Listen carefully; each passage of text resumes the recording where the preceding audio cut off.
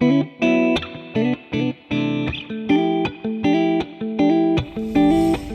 I'm on my way to the Kosher supermarket. As I've told you guys, well, I don't know if I said this on YouTube actually, keeping kosher has been an interesting journey. I'm trying to figure out how to explain this and drive at the same time. Okay, so I have a kosher home now. It took a little while for me to get there, but I'm here now, and I've been, not cooking my meats and milks together, but it's been difficult trying to keep kosher outside of the house, and that means at work, going to work, being at work. And part of the main reason is people are always ready to offer me food. Everyone. And I used to always eat it. Why am I going to turn down food? I'm not so much a picky eater these days, so I'll eat anything from anyone. And now that I'm eating with awareness, I have to be on alert for things like that.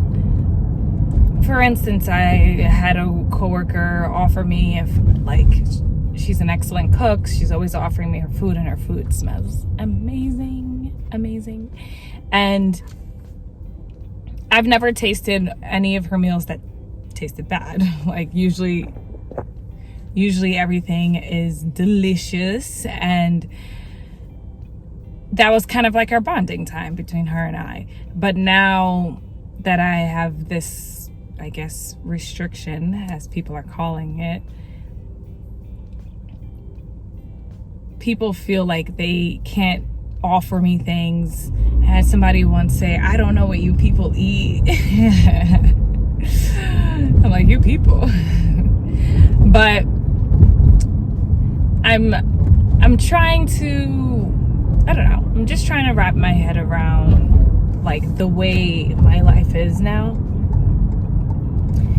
Because this is the beginning of everything. Sorry, I have this new camera thing, and you gotta stay still for me, baby. So I'm just trying to figure out a way to balance this and to fight all the temptations that are definitely to come. People want to see me eat their food. People don't like when I say no. So it's going to be interesting to see how this all plays out once I officially become Jewish. Are people going to still try to force certain foods down my throat? I don't know. It's almost like I don't want to think people are malicious. I think people are genuinely kind, and want to see people prosper, and are pretty positive. But I can't shake this feeling in me that people kind of want me to not keep kosher, not keep Shabbat. People kind of want to break it for me a little, and don't like to see too much observance. I don't know. That's my view about this, because why else would you care about what somebody eats or what somebody does or what somebody's putting in their mouth? So I'm working on keeping kosher fully and being immersed in the just kosher living, and just becoming more confident, more self-aware of the things that I eat. And it's nobody's business. And I've also noticed too, I gotta stop saying too much to people these days. I don't want to say anything to anyone anymore, because especially about kosher. Like, I had somebody like make like this kind of face when I said that I'm like keeping kosher, like as if kosher food is disgusting. And listen, from all the food that I've had at my sponsoring family's houses, the food has been great. There's a few things that I'm like, but like I feel like every culture has food, you know. So I'm on my way to do my shopping. Another thing I realized about kosher food, obviously it's more expensive.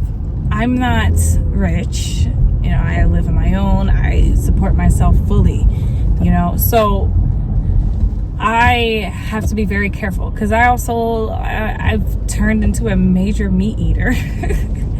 I eat steaks, I eat beef, I eat everything, you know, no pork. I actually didn't grow up eating pork. Like, it wasn't something like that was on our table a lot. So letting that go was fine.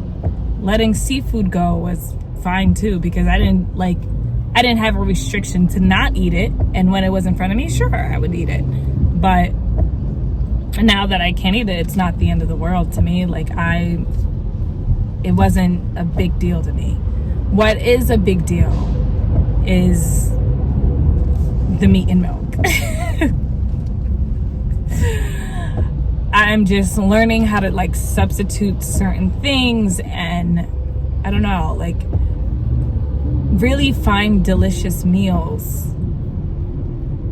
and try to remix it in a way that falls under the laws of Kashrut. I lost my train of thought here because it's raining. I'm on the phone and recording, and people are looking at me vlog. So this things being expensive. So because I know that things are expensive, I'm looking to just buy